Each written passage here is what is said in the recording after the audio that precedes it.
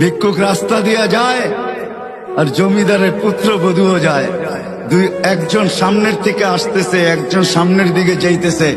দুইজনের ক্রসিং এর সময় ভিক্ষুকের গায়ের কাদা জমিদারের পুত্রবধূর গায়ে লেগে গেছে। সে দুনিয়া আমদার করে ফেলছে, স্বামীকে ডাইকা নিয়ে আসছে, বলছে এই ভিক্ষুক আমার কাপড় নষ্ট করে দিছে। সে শুধু ভিক্ষুক ছিল না, বৃদ্ধ ছিল। বৃদ্ধ ছিল না শুধু, জীর্ণ ছিল, শীর্ণ ছিল। শরীরে কাপড় ছিল না, ফাটা চিরা কাপড় ছিল। পায়ে জুতা ছিল না, পেটে ভাত ছিল না। জমিদারের পুত্র সইতে পারে নাই, যৌবনী শক্তি সয় তো সয় কি কইরা। তার স্ত্রীর গায়ে ভিক্ষুকের কাদা, বস সমগ্র শক্তিকে হাতে জমা করা, একত্র করা বৃদ্ধের গালে বসায় দিছে।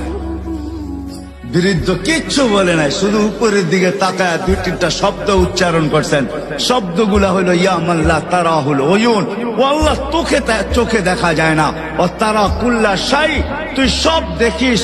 ফারা তারা মা বি, তুই কি দেখিস না আমার সাথে কি ঘটতেছে, এটা কি দেখিস না? বলতে দেরি যুবক, মরতে দেরি হয় নাই। জমিদার চলে আসছে, প্রতিশোধ নিবে। বৃদ্ধের একদিকে মুস্কি হাসি, একদিকে বলতেছে প্রেমের খেলা এমনই হয়। জিজ্ঞাসা করছে কিসের প্রেমের খেলা রে? বলছে ওর প্রেমিকার গায়ে আমার কাদা লাগছে।